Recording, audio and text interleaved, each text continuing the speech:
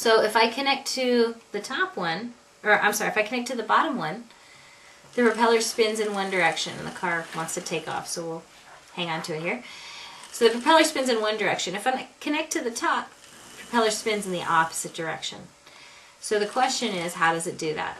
Now you've already learned by watching the video clip on how to make it simply turn on and off. Pretend this bottom one wasn't here. You know how to turn the motor on and off, on and off.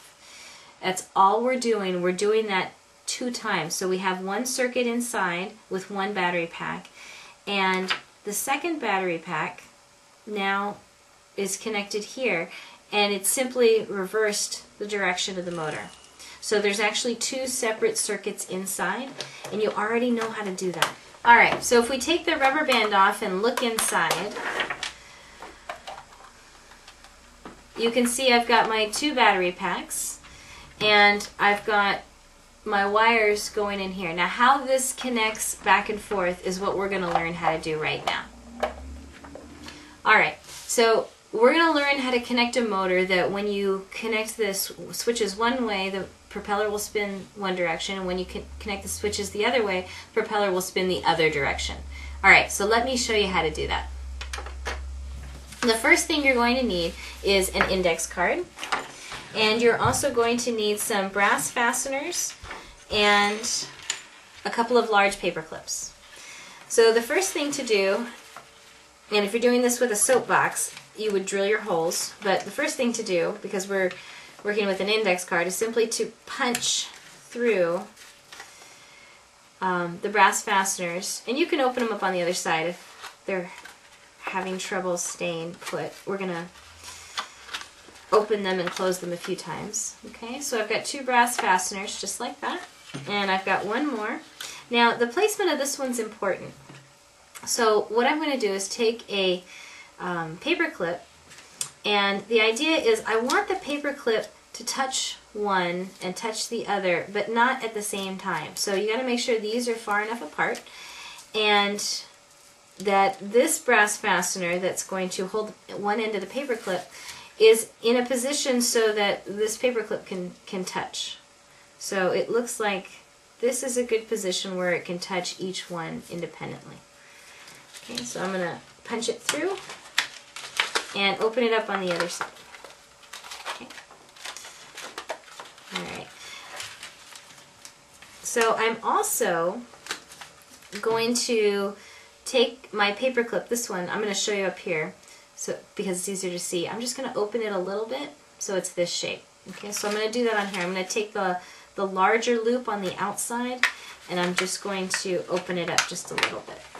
Okay, so it looks like that. So it's standing up a little bit, and I can push down to make the connection.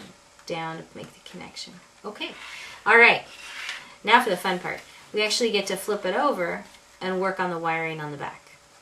So you're going to need your motor, and you're going to need some wires.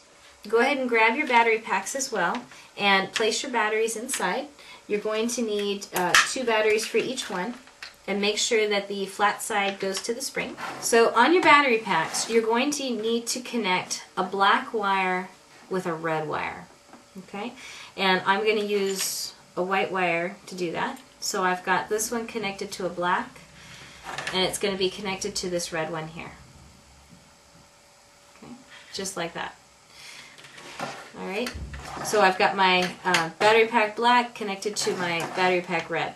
Now, I'm going to take another white wire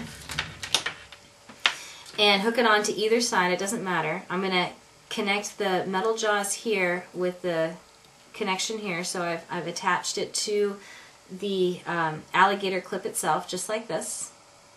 And the other end of it, of that white wire, second white wire, I'm going to attach to the motor.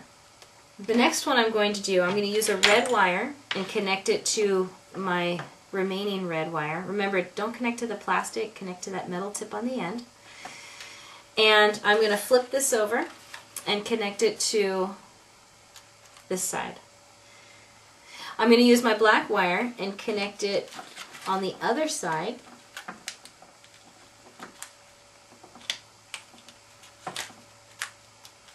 Just like that. And I'm going to run this one to the black wire, the remaining black wire that isn't connected yet from my battery pack. One more connection to make.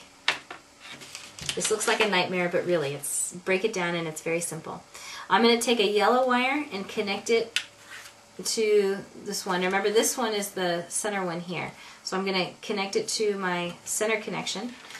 And I've got one more tab here on the motor that isn't being used. So I'm simply going to connect that. Be real gentle with the connections right there.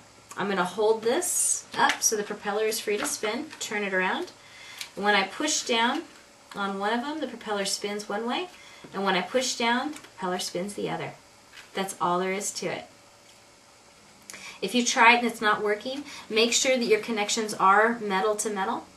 And the only other confusing connection that kids usually have trouble with is this connection right here. When I've actually, the first connection we made, when we connected the red and the black together through a white wire, I've also connected a second white wire onto it. So it's a metal to metal connection there.